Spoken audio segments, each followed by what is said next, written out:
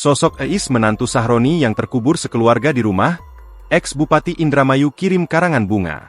Sosok Eis, menantu Haji Sahroni salah satu korban tewas keluarga di Jalan Siliwangi, pinggir Jalan Raya Pauman, Indramayu, Jawa Barat pada Senin, 1 September 2025, malam. Seperti diketahui, polisi menemukan 5 jasad tersebut terkubur di bawah pohon nangka di halaman belakang rumah mereka.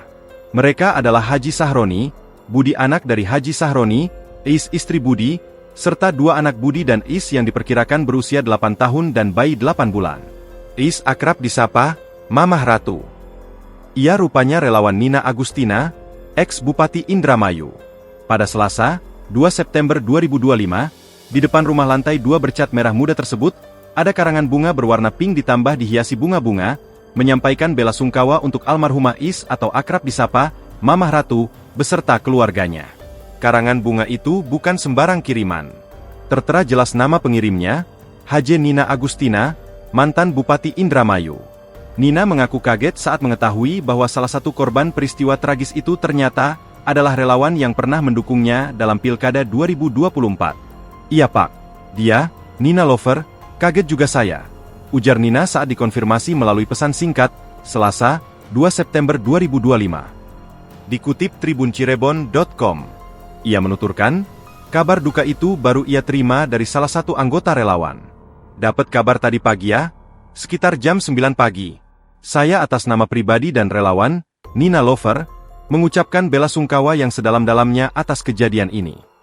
Semoga amal ibadahnya diterima Allah Subhanahu wa Ta'ala, dan husnul khotimah, amin, ucapnya. Menurut Nina, komunitas Nina Lover adalah kelompok relawan yang terbentuk dari masyarakat Indramayu pada masa pilkada. Nina juga berharap, aparat kepolisian segera mengusut tuntas tragedi yang menggemparkan warga Indramayu tersebut. Kasih Humas Polres Indramayu, AKP Tarno, menyampaikan bahwa polisi masih berusaha mengungkap misteri kematian 5 orang yang terdiri dari satu keluarga tersebut. Polisi menyebut, saat ini sudah ada 5 saksi yang diperiksa untuk dimintai keterangan. Adapun dari olah TKP, beberapa barang turut diamankan dari rumah korban, di antaranya 1 buah cangkul, 1 buah ember kecil, 1 buah sprei biru dengan bercak darah, serta 1 buah terpal biru dengan bercak darah. Tarno juga belum bisa memastikan apakah ada barang milik korban yang hilang, mengingat polisi hingga sekarang masih berupaya melakukan pendalaman perihal kasus ini.